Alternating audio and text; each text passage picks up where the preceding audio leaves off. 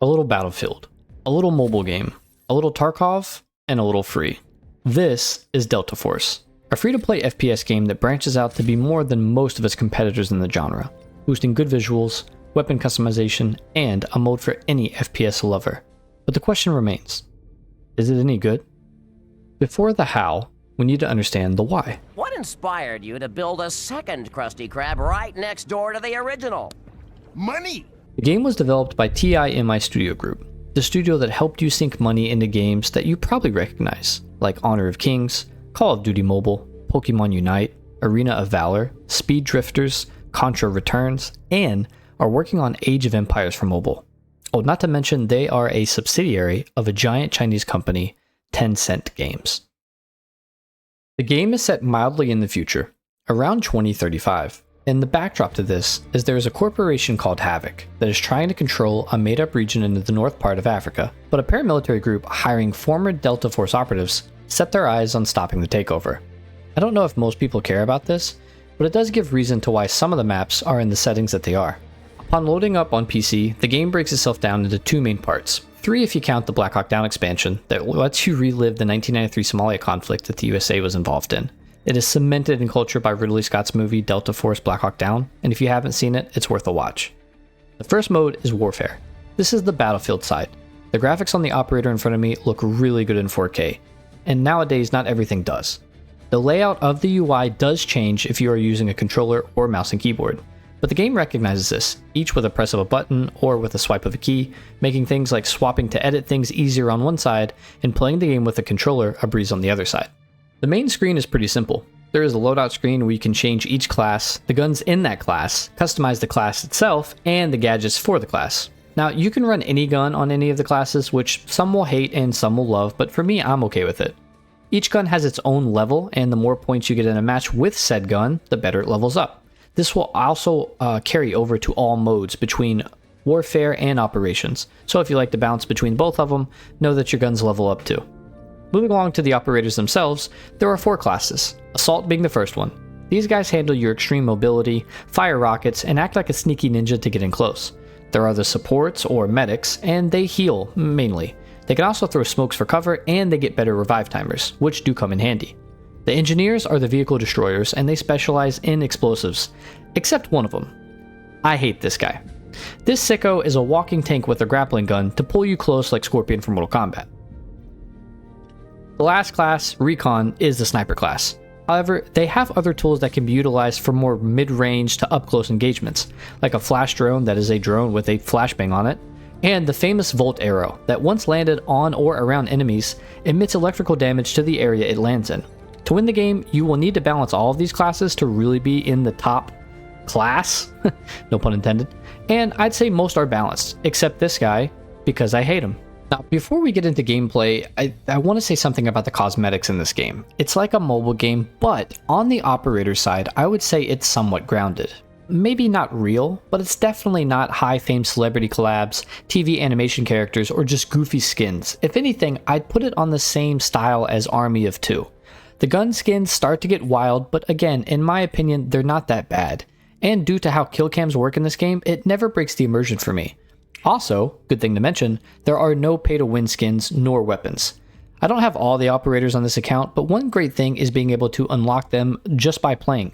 Even if it's a grind, it beats paying money when I can just give my time, and I'm already going to be playing the game, so it gives me something to work for. There are a few modes here. Attack and Defend, which is akin to War from Call of Duty, or Breakthrough from Battlefield. There is the King of the Hill, where multiple teams of smaller squads clamor for control over a smaller map, and two rotating modes. As to the making of this video, there was the Cyclone, which is on the Cyclone map, and houses both two main modes, and one of a faster King of the Hill mode called Blitz. There's also a practice mode where you can play with bots, and a Victory Unite mode that I don't have footage of, but it's like a Hell Let Loose or Insurgency Sandstorm, a game where there's a commander calling in comms and calling in support streaks like guided missiles, as long as the individual squads complete the task that the commander gives. The gameplay itself, there are people crying out for medics, there is smoke flying, there are tanks shooting at you, snipers shooting at you with mild to sometimes no glint, there are grenades flying, electrical boats landing close by, and you have to navigate all of it. It is chaos and I love it. It's not just a Battlefield game. but if Battlefield and Call of Duty Black Ops had a baby. It's giving classes these special abilities that helps break up the gameplay from being just another clone and makes the replayability solid. There are, or is, bullet drop for snipers. There is no cooldown on respawns unless you die outside of a playable area. The maps themselves are massive, and you can have fun being on the front lines, sniping from the back, or chilling in some type of vehicle. The TTK itself seems reasonable. Some guns are better than others, but everything feels more viable. You're more than likely to lose because there were 5 people in the room, and not because someone else's gun was just better. There is a ranked mode for each mode, and on that side, it helps. The squad mates I had would pick different classes, they would use mics to help coordinate, and it was refreshing to have that type of experience. So you like extraction shooters, huh? I hated doing that.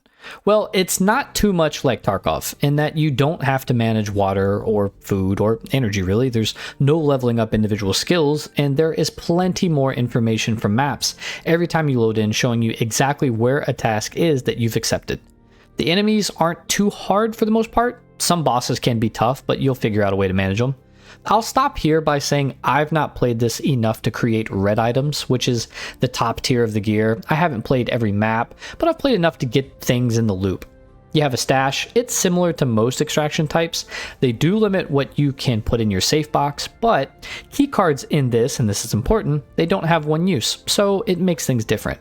There is also no insurance on gear, so if you lose it, it's gone.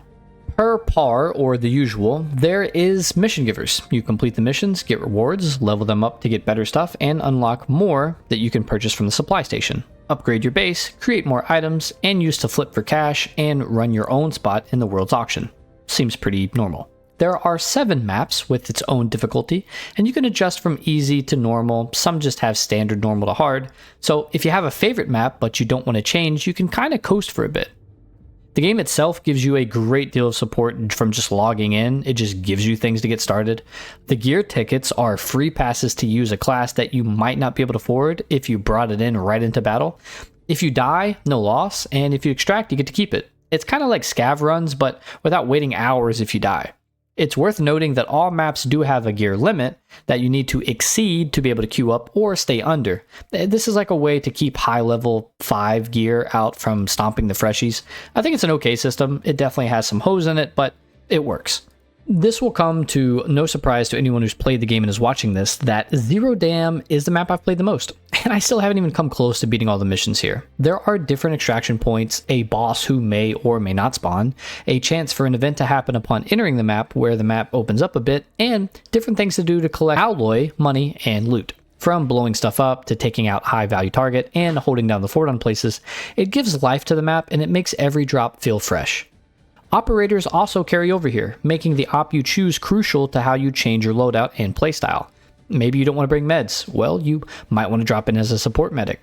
Solo drop? You might want to break out a recon or an assault to stay informed and move silently at all matters. It's a streamlined extraction shooter that is less hardcore in some ways, but just enough where it should be, and it makes that addicting gameplay. Alright, the last part I'm covering is the campaign. Now, I only got to play one mission because I have no friends and I couldn't find anyone to play with, but it was brutal. Fun, but brutal. Ammo is limited. Enemies hit harder and you have to find a way through. I felt like I was back in 93 playing this, almost like a mix of a horror game, clearing each room, tension building as I have to identify who was a threat and who was not. Did I do it the right way? No. I'm a 30-plus alleged bald man with a video game background and not a soldier, but I enjoyed it and I would like to grind it out some more. In conclusion, a free-to-play game that doesn't jam battle passes down your throat, make you pay to win, gives you multiple different modes with different levels of death, and keeps things semi-grounded. It may die after Battlefield 6 comes out later this year, and this may just be a placeholder, but for better or for worse, yeah, this game is good, and I highly recommend it for PC, console, or even on mobile. Thank you for making it to the end of the video, and I hope it served you well. The game is set mildly in the future around 2035, and the backdrop breakthrough from Battlefield. There is King of Hill,